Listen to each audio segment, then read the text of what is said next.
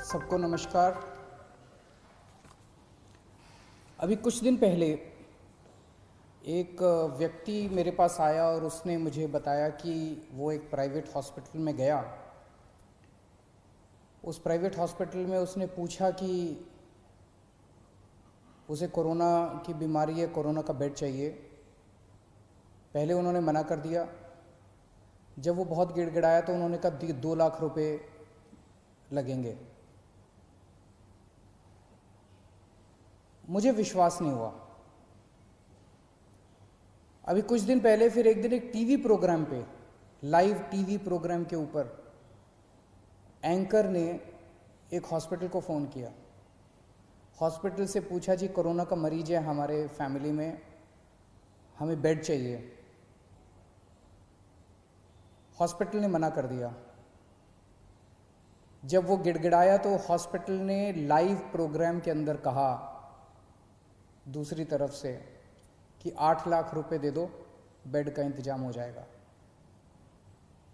मैं ये नहीं कह रहा कि सारे प्राइवेट हॉस्पिटल खराब हैं। दिल्ली की स्वास्थ्य सेवा के अंदर प्राइवेट हॉस्पिटल्स ने बहुत अहम भूमिका निभाई है। दिल्ली के लोग प्राइवेट हॉस्पिटल्स के इस कंट्रीब्यूशन को सलाम करते हैं।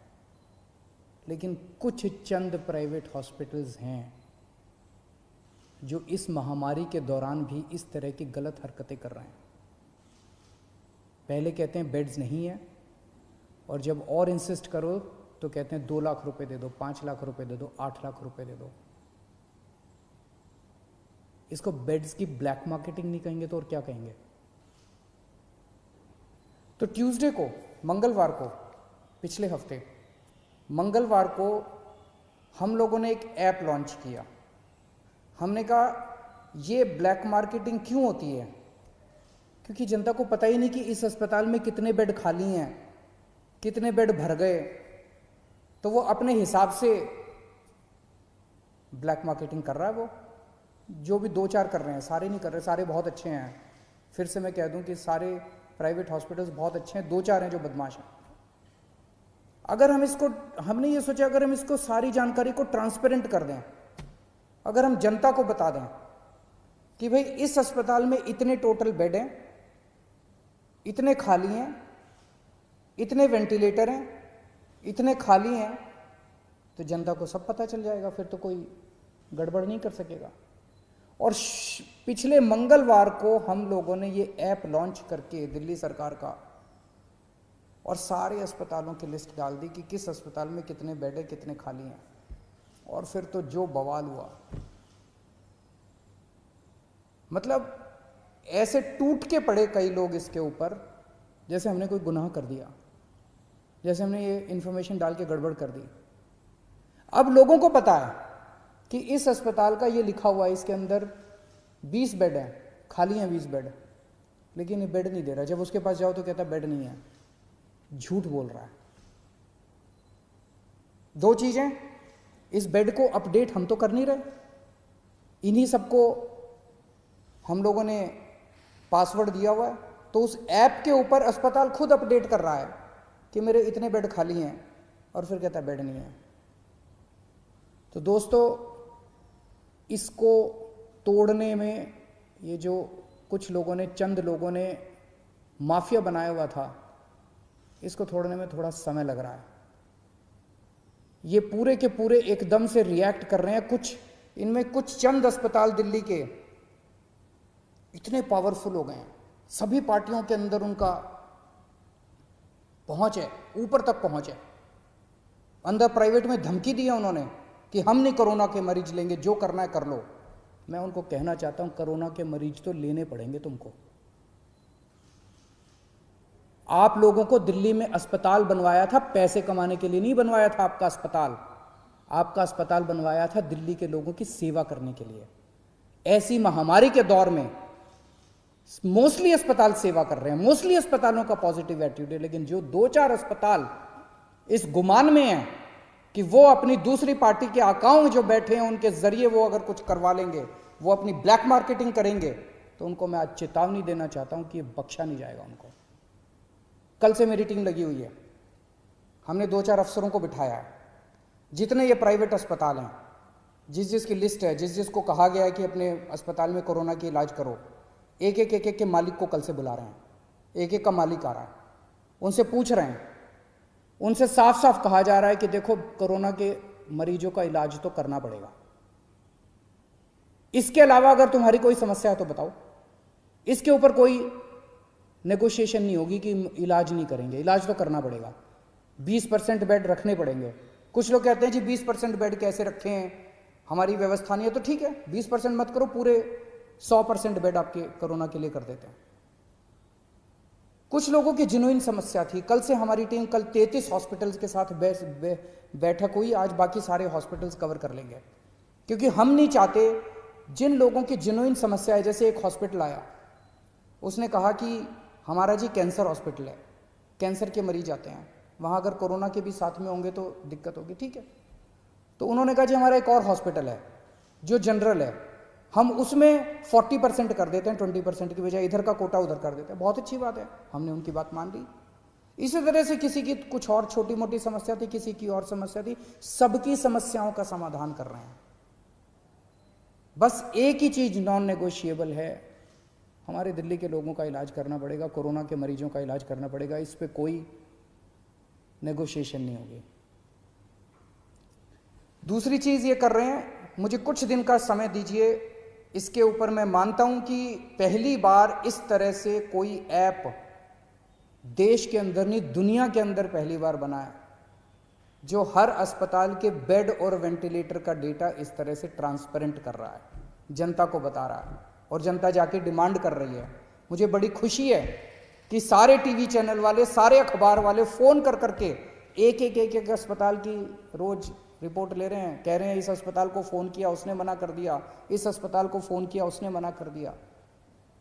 लेकिन इसका कुछ थोड़ा बहुत फायदा भी हुआ है। ट्यूसडे को जब हमने इसको लॉन्च किया था, दिल्ली में सारे अस्पतालों को मिला के 2800 मरीज थे, और उसमें मैक्सिमम दिल्ली सरकार के अस्पतालों में थे। आज दिल्ली के 3900 मरीज हैं, 3900 मरीज हैं, 1100 मरीज ऐड हुए हैं मोस्टली प्राइवेट हॉस्पिटल्स के अंदर। वो इसी वजह से लोग, क्योंकि लोग अब इस जानकारी से सशक्त हो गए हैं और लोग जाके मांग रहे हैं। मैं फिर भी डिमांड करता, कुछ लोगों को तकलीफ आ रही है, मैं देखता रहता हूँ वीडियो, कुछ लोगों ने कहा कि मैं इस अस्पताल में गया, इस अस्पताल में गया, ऐप के ऊपर लिखा हुआ था। मैं आपकी जानकारी के लिए बता दूं, ये उन कुछ चंद अस्पतालों की बदमाशी है। कुछ दिन दीजिए मेरे को, अगर ये अस्पताल नहीं माने तो फिर हम सख्त कार्रवाई करने से बिल्कुल नहीं हिचकिचाएंगे। लेकिन मैं सभी अस्पतालों को बोल दूं कि आपको कोरोना के मरीजों की जांच तो करनी पड़ेगी। इसके साथ साथ एक और हम एक्सरसाइज कर रहे हैं कि दिल्ली सरकार का एक मेडिकल प्रोफेशनल दिल्ली सरकार की तरफ से हर प्राइवेट अस्पताल के रिसेप्शन पे बैठेगा, और वो हमें जानकारी देगा कि कितने बेड इसके अंदर भर गए और कितने खाली हैं। अगर कोई जाएगा तो वो इंश्योर करेगा कि उसको एडमिशन मिले। तो अब वो फॉल्स रिफ्यूजल जो है, जो अस्पताल बेड होते हुए भी मना करते हैं, जो चंद अस्पताल अगर बेड्स की ब्लैक मार्केटिंग करते हैं, ये धंधा बंद करेंगे अब दिल्ली के अंदर। एक दिक्कत जो कुछ लोगों ने मुझे बताई कि अगर कोई पेशेंट सीरियस है, सांस की तकलीफ हो रही है, ऑक्सीजन सैचुरेशन लेवल काफ़ी कम हो गया, लेकिन अभी कोरोना का टेस्ट नहीं हुआ उसका, वो अस्पताल में जाता है तो उसको कहते हैं सस्पेक्ट मरीज है, अभी उसका कंफर्म नहीं हुआ कि सस्पेक्ट कहते हैं उसको, सस्पेक्ट मरीज है। ऐसे अस्पताल को कोई लेने को मना कर दे, ऐसे मरीज को सारे अस्पताल लेने को मना कर देते हैं, कहते हैं पहले जाके टेस्ट करा के आ। कहाँ से टेस्ट करा के आएगा? अरे तुम ही तो टेस्ट करोगे, वो कहाँ से जाके टेस्ट करा के आएगा? तो आज हम ऑर्डर निकाल रहे हैं कि किसी भी सस्पेक्ट मरीज को कोई भी अस्पताल मना नहीं करेगा। अगर कोई मरीज आता है वो सस्पेक्ट है तो उसको मान लो कि वो कोरोना का मरीज है और उसके शुरू कर दो, क्योंकि कोरोना की अलग से दवाई तो है नहीं। अगर वो कोरोना का मरीज है तो पीपी किट पहनना है तो पीपी किट पहन के उसका इलाज शुरू कर दो, उसको ऑक्सीजन तो दे दो, उसको बचा तो लो, उसकी जान तो बचा लो। तो आज हम ऑर्डर पास कर रहे हैं, ऑर्डर कि किसी भी सस्पेक्ट मरीज को मना नहीं किया जाएगा और अस्पताल उसका टेस्ट कराएगा, और टेस्टिंग के बाद अगर कोरोना आ जाता है तो अकॉर्डिंगली काम करेंगे, कोरोना नहीं आता है तो उसको नॉन कोरोना वार्ड में शिफ्ट कर दिया जाएगा। कुछ लोगों ने मुझे कहा कि उन लोगों को कल से मीडिया के अंदर कुछ चल रहा था कि हमने कुछ चंद दिल्ली में टेस्टिंग बंद हो गई है, टेस्टिंग बंद हो गई है, टेस्टिंग बंद हो गई है। आज 5300 सैंपल्स आए हैं टेस्टिंग, 5300 सैंपल्स की टेस्टिंग हुई जो आज का डेटा है। तो टेस्ट बंद नहीं हुए हैं। दिल्ली में 42 लैब्स, 42 लैब्स सरकारी और प्राइवेट दोनों मिला के टेस्ट करती हैं। उनमें से 6 लैब ऐसी थी जो बदमाशी कर रही थी, ठीक से काम नहीं कर रही थी। उनके खिलाफ एक्शन लेना चाहिए, नहीं लेना चाहिए? उनके खिलाफ एक्शन लिया हम लोगों ने। 36 लैब अभी भी काम कर रही थी, उन 6 के खिलाफ एक्शन लिया है। 36 लैब अभी भी काम कर रही हैं। तो उनको बचाने की क्यों कोशिश की जा रही है जो लैब गलत काम कर रही हैं? तो उन 6 लैब के खिलाफ एक्शन लिया है, 36 लैब अभी भी काम कर रही है, पूरे सैंपल उठ रहे हैं। अगर आपको अपना टेस्ट कराना है, कुछ लोग मुझसे पूछते हैं हम कहाँ जाएं अगर टेस्ट कराना है। सभी सरकारी अस्पतालों के, दिल्ली सरकार के और कई सारे प्राइवेट हॉस्पिटल्स ने भी फ्लू क्लिनिक बनाए हुए हैं। आप किसी भी सरकारी हॉस्पिटल के या प्राइवेट हॉस्पिटल के फ्लू क्लिनिक में चले जाइए, वहाँ पे टेस्ट होता है। दिल्ली सरकार के 17 कोविड टेस्टिंग सेंटर्स हैं पूरी दिल्ली में, आप वहाँ चले जाइए, वहाँ टेस्ट होता है। और इन 36 में से जितनी प्राइवेट लैब्स हैं, वो प्राइवेट लैब्स अपने खुद के, आप सीधे प्राइवेट लैब से संपर्क कर सकते हैं, वहाँ भी टेस्ट होता है। लेकिन मेरी आपसे एक गुजारिश है, हम जितनी भी टेस्टिंग की, आज सबसे ज़्यादा टेस्ट पूरे देश में केवल दिल्ली में हो रहे हैं, सबसे ज़्यादा टेस्ट। और इतने टेस्ट हो रहे हैं कि जो सेकंड है हमसे बहुत दूर है। सबसे ज़्यादा टेस्ट दिल्ली में हो रहे हैं। लेकिन जितनी भी टेस्टिंग कैपेसिटी कर लें, कमी है, लिमिटेड है। अभी हमारी इस टाइम सबसे बड़ी प्रायोरिटी केवल और केवल लोगों की जान बचाना है। माइल्ड केसेस हैं, एसिम्टोमेटिक केसेस हैं, वो तो ठीक हो ही जाएंगे। कोरोना आया चला जाएगा, जैसे बुखार आता है चला जाता है। जो सीरियस केस हो जाते हैं, जिनका ऑक्सीजन सैचुरेशन लेवल गिर जाता है, रेस्पिरेटरी रेट बढ़ जाता है, उनको बचाना हमारा मकसद है। अगर सभी एसिम्टोमेटिक लोग अपने टेस्ट कराने पहुंच जाएंगे तो सिस्टम कोलैप्स कर जाएगा हमारा। लोगों के मन में दहशत है, इस दहशत को निकालना पड़ेगा। लोग डरे हुए हैं और इस डर की वजह से सब चाहते हैं कि मैं भी टेस्ट करा लूं, मैं भी टेस्ट करा लूं, मैं भी टेस्ट करा लूं। दिल्ली की 2 करोड़ जनसंख्या है। अगर हर रोज 10,000 एसिम्टोमेटिक लोग टेस्ट कराने पहुंच गए तो हमारी लैब तो कम पड़ जाएंगी ना, कितनी भी टेस्टिंग की कैपेसिटी बना ले हम। तो एसिम्टोमेटिक वाले प्लीज टेस्ट ना कराएं, इंसिस्ट ना करें। एसिम्टोमेटिक वाले अगर लोग टेस्ट कराएंगे तो सीरियस लोगों की टेस्टिंग रुक जाएगी। उन सब लोगों से मेरी गुजारिश है कि एसिम्टोमेटिक, जिनको सिम्टम्स नहीं है, कोई सिम्टम नहीं है, किसी तरह का सिम्टम नहीं है, वो टेस्ट ना कराएं। टेस्टिंग की कोई प्रॉब्लम नहीं है। हाँ, हो सकता है कि थोड़ा सा टीदिंग प्रॉब्लम्स हो लास्ट मिनट, अगर कुछ हैं तो मैं उसको ठीक कर दूंगा। हम उसको एक एक चीज़ के ऊपर नज़र रखे हुए हैं, कुछ अगर इस तरह की प्रॉब्लम है उसको भी ठीक कर देंगे।